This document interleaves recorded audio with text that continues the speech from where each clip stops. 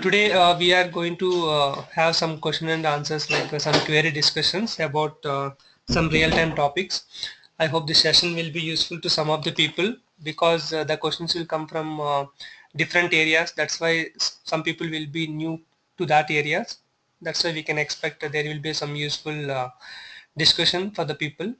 The first query will be like when you work on any kind of support role, there will be like mainly we can distinguish into two areas. One is incident management and another one is change management. The incident, what kind of things we can call it as a change management, and what kind of activities we can call it as a incident management. For example, let me give a very simple example for this. uh, in the high overview, when you take incident management and change management, I don't want to go with major definitions and all because we are not going for an exam to by heart that definitions and going for exam and all. See, simply the incident management, like you got a ticket from the user. Once you have gone through the ticket, there is an activity like you are guiding to user to resolve that issue. That ticket can be resolved. Ticket means the issue.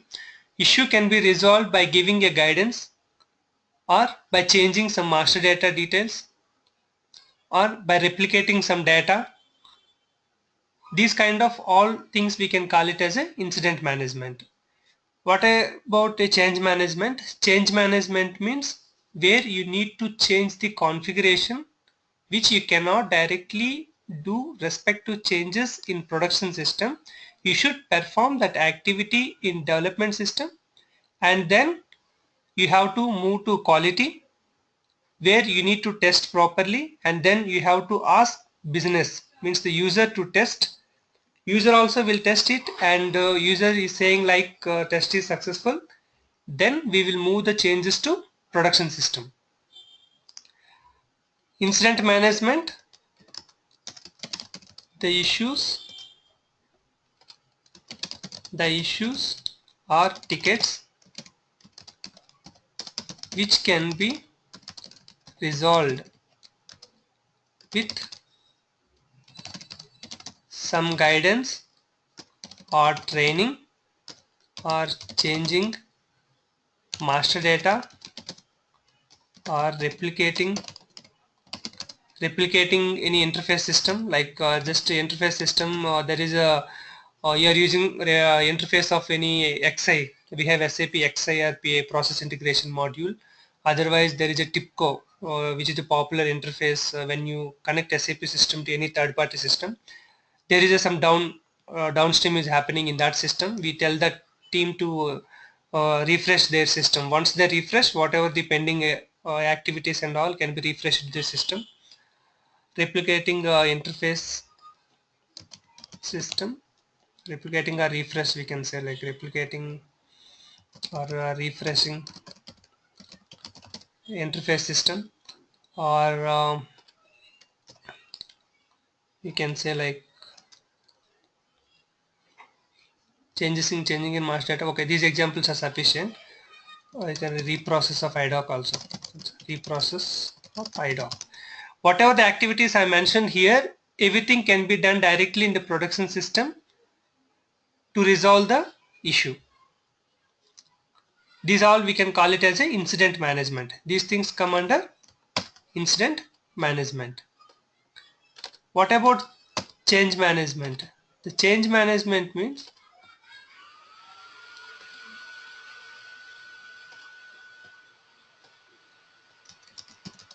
the issues or tickets which can be resolved with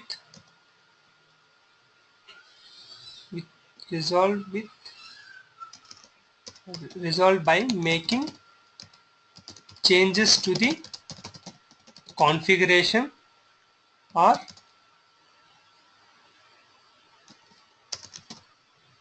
standard, maybe or standard or customized program. Examples: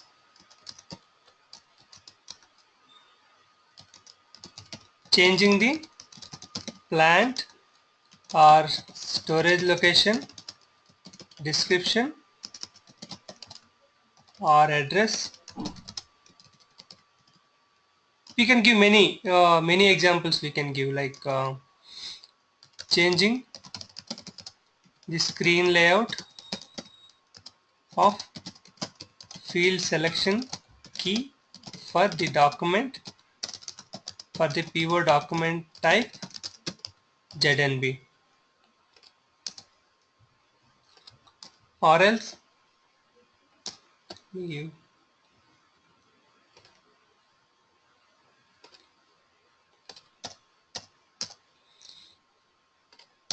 or else changing the logic in the customized report. And we have many other configuration related changes are there, right? For example, OBYC related changes. All these kind of changes, everything you have to perform in development system. How that our landscape already we know, development to quality, then it will go to production. You have to perform respective changes in development, and then you have to move to quality, and then we need to move to production. But when it comes to here example I will give, this can be directly performed in the production system. For incident management, examples will be changing the data in material master or vendor master. For example, you want to change material master any purchasing group data. Otherwise, you want to what you call keep auto PO indicator tick mark in material master. In vendor master, you want to change the schema group vendor. Or you want to change the currency of a vendor. Or else you want to update payment terms in the vendor master. Then that issue will be resolved. That kind of things we can give here. And changes in master data, and as I have given reprocessing of IDOC with T code BD87 where we reprocess the IDOCs and all. If you just go through that IDOC basics, we can understand what is BD87 and all. I will provide you that basic document. And training, sometimes the user has created just guidance when he is creating the PO. Okay, he has given a wrong cost center, the cost center is expired. You can give like wrong cost center was given in the PO, it is giving error. Okay, and creating blanket PO, but validity validity period will be mandatory, right? From and to validity period is not given. Or we get different kind of like release strategy related changes which can be performed in the CL20N T code. In CL20N transaction code, we can directly change. For example, there is a PO value above 50,000. For PO for value above 50,000, approvers are Ganesh and Suresh was there, and with above 50,000, and it was activated only for the purchasing group 001. But the business has asked you that please the same release strategy should work for 002 purchasing group also. Then that we can perform in CL20N. Okay, for example, I think it would be demo.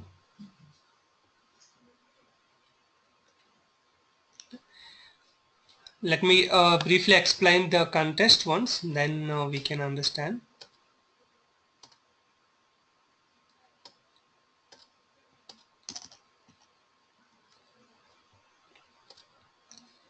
Okay. Let me show you the CL20N.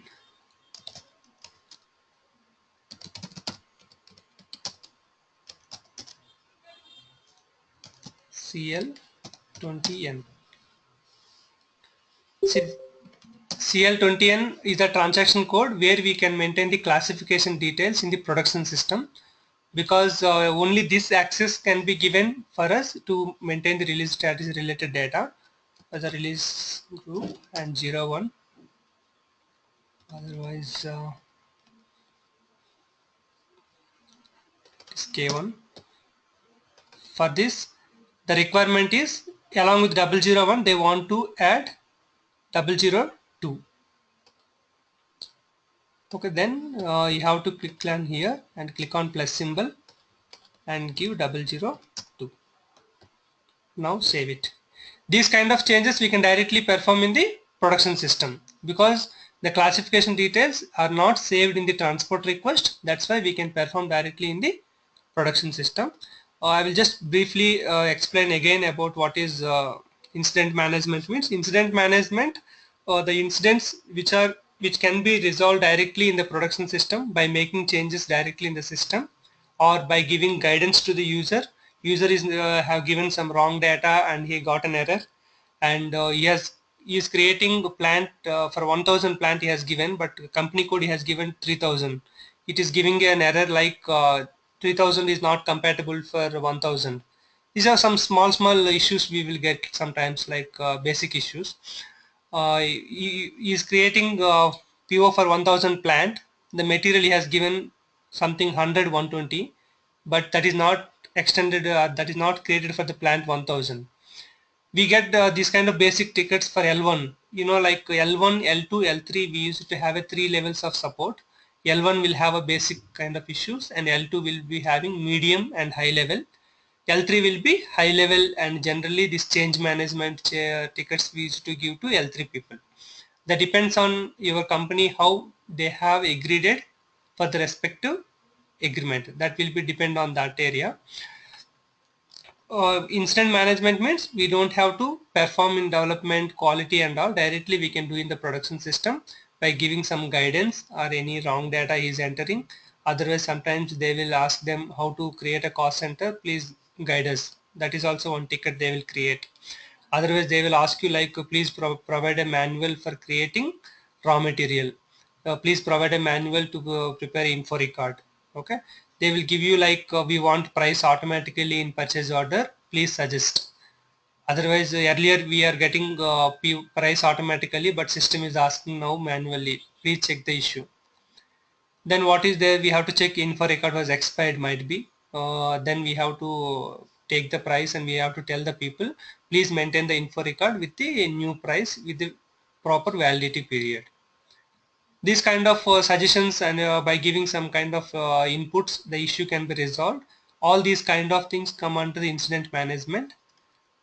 And coming to change management, if you get a ticket, you decide like they have requested like we have created a our storage location of plant has changed to new location, please update the address of the plant immediately, which should be visible in the purchase order. Please do it as soon as possible. By seeing that we can understand it's a configuration change which cannot be performed directly in the production system. That's why you have to go to development system, and there you need to make changes to the configuration and then move to quality and check whether the address everything is visible in the PO print, everything is perfect. If it is fine, then ask quality people to ask a user to check in quality. He will test it, he will send a mail or whatever the communication you have. Test is successful, we are fine with these changes. Then you will move the changes to production system. Then the issues will be resolved. Then we will close the ticket. For which changes you should perform through transport request. Maybe it might be a changing of a customized report. We have many customized reports in the system. In the program logic you have to change. Otherwise some data is coming wrongly. You need to make changes. All these things come under the change management. It has to be done in development system and move it to, I can write changes are done in development system and then move it to quality and production. Okay, let me give an bit. Okay, this one, changes are directly done in production system. That's it, directly done in production system. Or if they ask any training manual etc. can be prepared by using quality or sandbox system. If you have any separate sandbox to prepare, you can prepare the sandbox system also. This we cannot directly tell we have to do, user manuals have to be done in only quality system. We cannot give such kind of statements. We can give statements, configuration can be done only in development system, and major master data and all these things we can directly change in production system. That kind of statements we can give, but training manuals and all according to the company, and they might be maintained a separate server for giving trainings. Otherwise they can use their quality system for preparing the training manual. No, that depends on the company to company. We cannot give a one single kind of statement. Okay, this is about incident and change management. See, the accounts payable team means we can get mainly the details of 70% I can say it will be involved with finance people. Accounts payable team, we call it as that finance people, where will they work on invoice receipt, credit memo, okay, and any kind of subsequent debit and subsequent credits they do. And if they have any involvement of MMPO, because it is a PO based invoice verification, at that point of time as an MM consultant we will have an involvement. What is the PO, what is the what you call account assignment category of the PO, what is the item category of the PO, and whether the vendor is an invoice party, what are the data is getting flow to the invoice verification, whether it is a GR based invoice verification or it's directly PO based. If it is a GR based, system will take the price, quantity, everything from the goods receipt, whatever the goods receipt we have done. When it is the invoice, if it is directly PO based invoice verification, then we need to give everything manually. These kind of some basic things we have to concentrate. That will be more than sufficient, because other parameters will be taken care by finance consultant. If we are, I have a video on what you call in my blog, that, logistics invoice verification. There I have explained what is invoice verification, what is credit memo, and what is subsequent debit, what is subsequent credit, when do you create those things.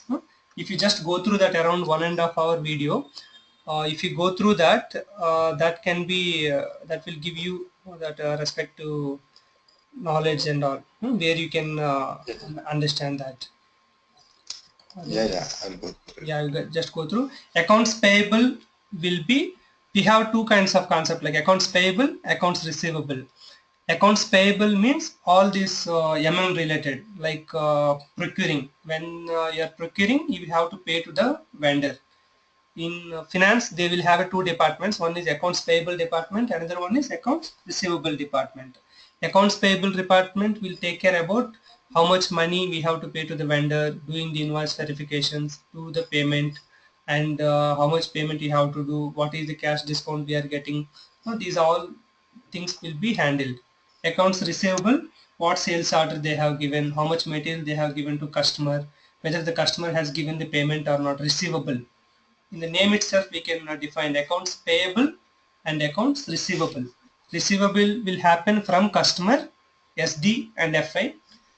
Payable, taking material and paying amount to vendor, MM and FI. Okay. And here you will find that invoice verification. You don't have to watch immediately. In the next 1 or 2 days, if you just watch that invoice verification, then you will get an idea, like okay, what is subsequent debit, what is subsequent credit, what is invoice verification, all these things. This is the video.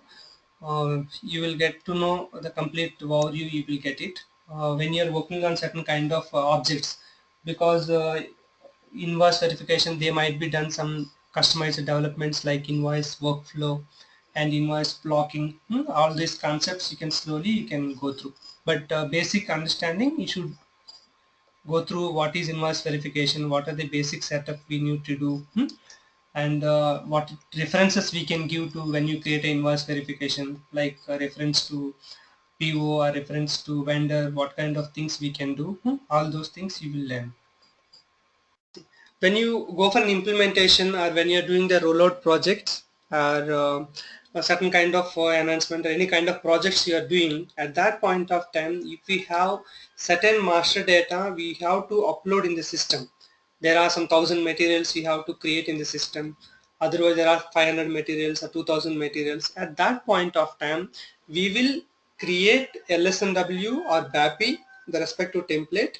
In that template, we will keep all the master data which we have taken from business. Business means our core team member who is working for our MM related activities. He will prepare that concept or questions and all.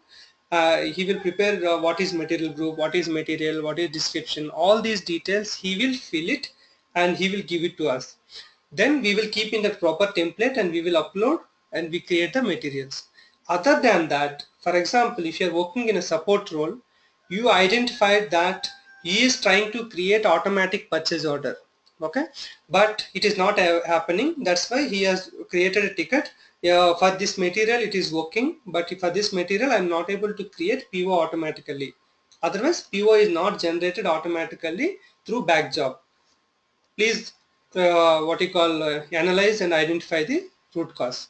You have identified the root cause. The material master doesn't have the automatic PO tick mark. And for all you people, I'm giving one point. For example, if you are working in a cutover as a support consultant, we never should access the master data with your login.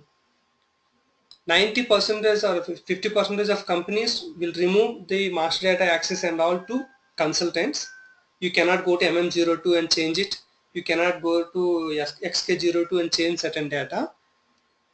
And some companies, they may give you access, but as per the consulting rule and whatever the policies we follow, you are not authorized to change master data. You have to tell, you have identified the root cause. This purchase order is not generated automatically because automatic pivot tick mark is not available. Okay, please inform master data team to change the material and activate that auto pivot tick mark for the plant 1000. Then please try to create auto pivot. If it doesn't work, let us know. Like that we will communicate to the user. Then user will drop a mail, the same thing he will forward to master data team. Then master data team will take that material and plant. They will go to MM02 and flag the automatic pivot tick mark and save it. They will give a reply, please check now. Then they will try that auto PO process. It is created successfully. Then they will close our ticket. It is completed. This is about one change. Like that, any changes are coming, we have to get the requirement, but we don't change the master data. We will change configuration related data and we will guide them where to change, what to change. Even in PO. In PO also you should not change ME22 and enter something. You have to tell them, make these changes, change the PO quantity or change the PO price. Like that we have to guide them, but we don't touch master data or transaction data in production system when you are working as a support consultant. When you are working in implementation consultant, that is before go live, you are authorized to upload all the master data as per the cutover process. Because in the cutover process, we upload all materials, everything we keep in the system, and we have to keep all vendors, everything keep in the system, which will be useful to run their business in the next few years. But and when you are working on support, business will give the data and all, but we have to suggest who is responsible, that respect MM key user or who is the person who is working in the master data team. We have to tell them, please change this material, then this issue will be resolved. But you cannot go to MM02 and you make any changes. is like what is cutover activity and what is the use with cutover activity. See, the cutover activity, we get this cutover in implementation at the final preparation. We can say the last step before going for a live. What is cutover means? We have mainly, I have already explained in that videos and all. I will just give a small overview.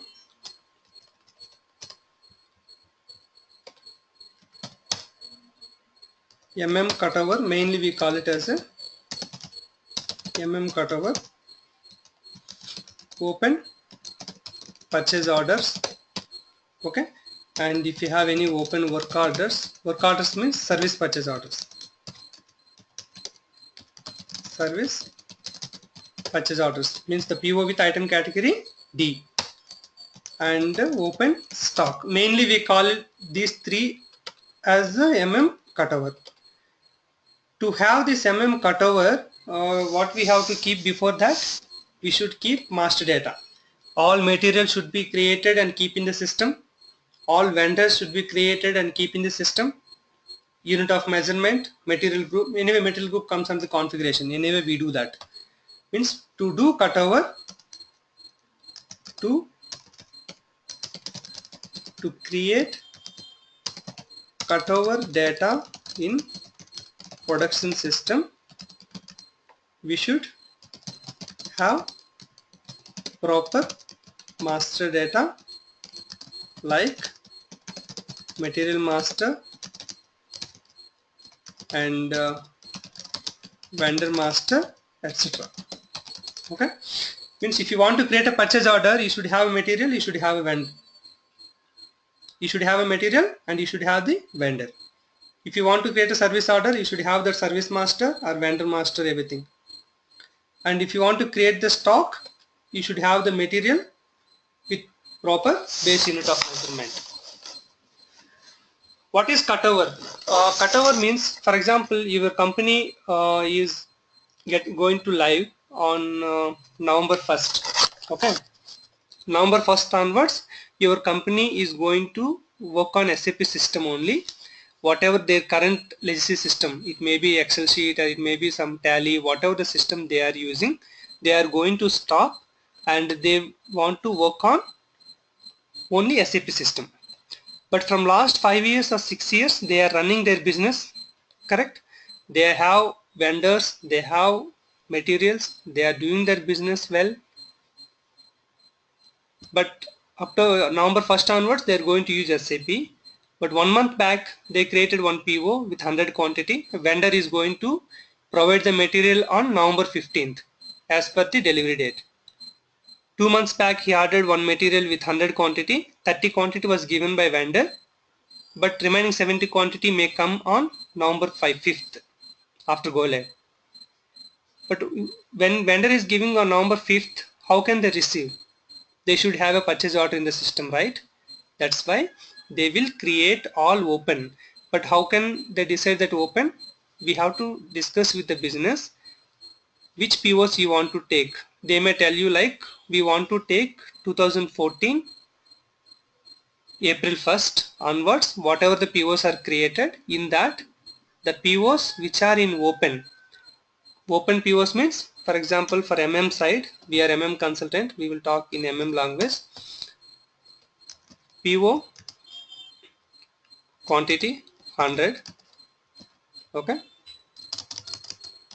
GR 100, okay, MM wise it is closed, correct? MM wise it is closed.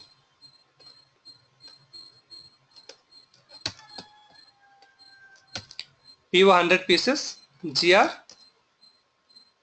80 pieces. MM wise it is open with 20 pieces. MM wise it is open with 20.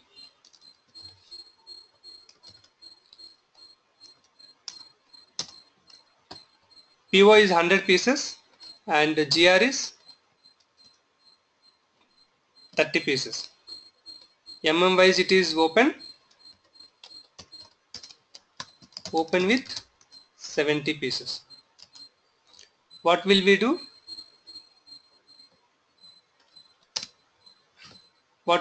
We have to create PO with 70 quantity and keep in SAP system. When the vendor is giving on November 10th or November 30th or December 10th, whenever he gives the material, you will have a PO with 70 quantity and you can receive with MIGO transaction code in new SAP system. In the same way, you have to create a PO with 20 quantity. When vendor is giving the goods after 10 days or after maybe December 5th or December 20th, at that time you can have a PO, you can do goods receipt with MIGO. PO 100 pieces, GR is 0. GR is 0 pieces. GR was not done. Then MM wise it is open with 100 quantity. You have to create a PO with 100 quantity in cutover data, that is called cutover. All these POs you have to create with 100 quantity, all these PO with create with 70, 20, 30, like that we have to create multiple POs and keep ready in your SAP system, which will be eligible to do goods receipt in the SAP system after your go live when the vendor is giving you the respective material. The same process for work orders also. What about this open stock? Open stock means, for example, cutover period we have kept from this October 16th. Okay, today evening means tomorrow onwards till October 30, 31st. You want to keep it as a cutover period, and November 1st you are going to live in SAP. In this 15 days, what we do, all these backlogs means this open POs, everything we create, and tomorrow onwards 17th 18th also the some POs will be created, that also have to be created in SAP. Backlogs and existing both you have to create with the help of users, and consultants will work. Finally, when you reach October 30th or 31st, you should be in a position without any backlogs. Then on November 1st they can directly create a PO which is live. Means November 1st they create a new PO which is required from the vendor. From that onwards there won't be any backlogs. November 1st onwards everything will work on the SAP system. Okay. In the same way, open stock means today, for example, tomorrow on they have decided the cutover and all. Today evening, whatever the stock available in the warehouse, that stock has to be given by stores operator, and we will upload that stock with 561 moment.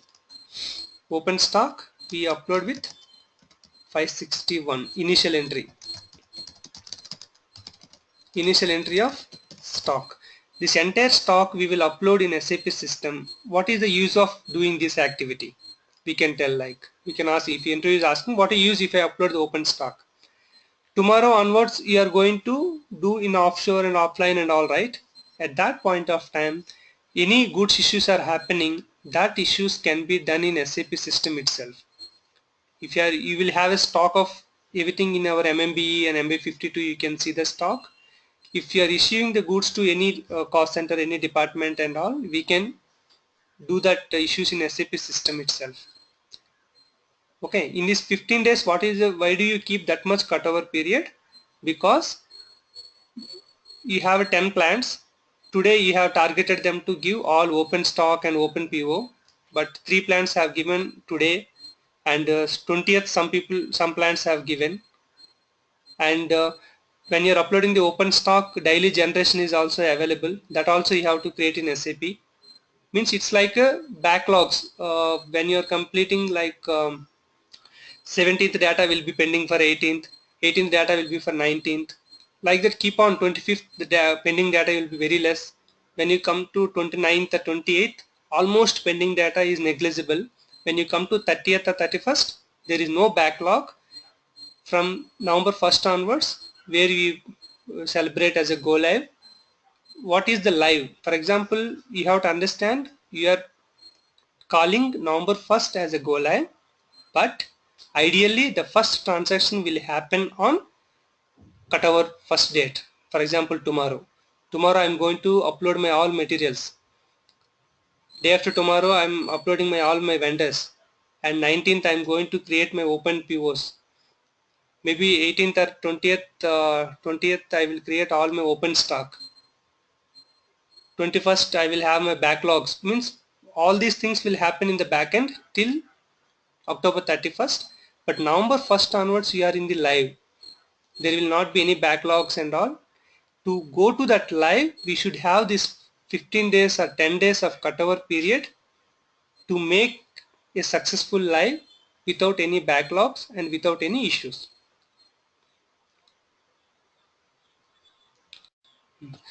See, the question is like what is GR blocked stock and when do you go for the GR blocked stock generally?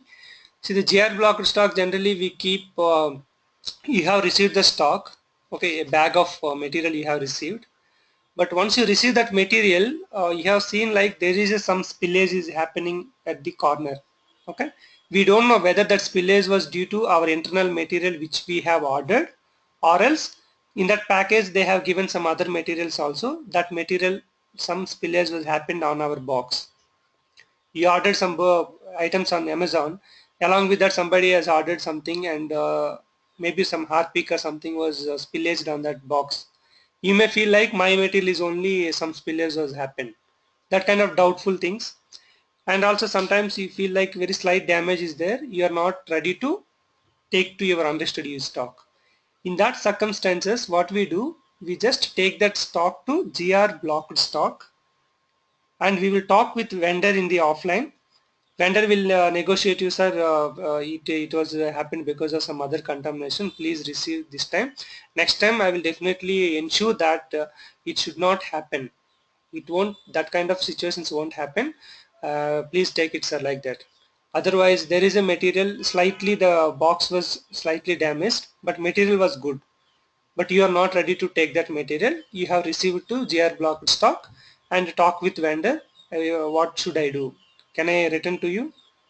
Because he is requesting, in that negotiations it was there. Finally you agreed you want to take it. Then we will take to our stock with 105. When you see this movement types, see 103 goods received purchase order into GR blocked stock. Okay, we are receiving to GR blocked stock. The 103, if you do, there will be no accounting entries. System will update the stock, but there will not be any accounting entries, no value updation. Once you have negotiated with the vendor, then vendor has told you like you have agreed that I want to take to our unregistered use stock. Then we will do 105. Release GR blocked stock for warehouse. At the time of 105, you will get the accounting entries. What accounting entries? Stock account BSX debit and GRIR WRX gets credit. Means the 105 accounting entries will be equal to our 101. But we have done 103 plus 105. Okay. For example, at the time of 103, you have kept some 100 stock in GR block. With after vendor negotiation, you have decided you want to return the stock. Then we will use this 124. Return delivery from GR blocked stock. With 124, we will return the stock. If you have agreed it, you will go to 105 and receive the stock. That's it. And coming to your next question. Latest movement types which are released in the latest EHP versions. GR goods received to valuated blocked stock and 109 received from valuated blocked stock. See, if you do what happened, by the time certain companies have asked you like you have moved the stock to GR blocked stock, vendor negotiations are not happened for 2 months or 1 month. At that time stock is available but it is not getting valuated. According to their business, they might be getting certain kind of challenges they have to show in the value. Because you spent 1 lakh rupee, you have paid, you have the stock with you, and but not valuation is not maintaining. At that point of time, SAP has given the new functionality with 107 movement type. When you receive, it will directly take you to valuated blocked stock. Means accounting entries will come. When you do 109, then only it will be coming to our unregistered use stock. That's why when you talk about GR blocked stock, I suggest you people discuss about 103 and 105 only. If they ask you like, is it non-validated or validated, you have to tell it's non-validated. If they want to take validated blocked stock, what should you do? If we ask question like that, then you come to 107. SAP has given the provision new functionality in the recent SAP versions to release. There is a facility with 107 movement type. We can receive the stock to validated blocked stock. Then we can release with 109 to unrestricted stock. This is a new functionality which was introduced.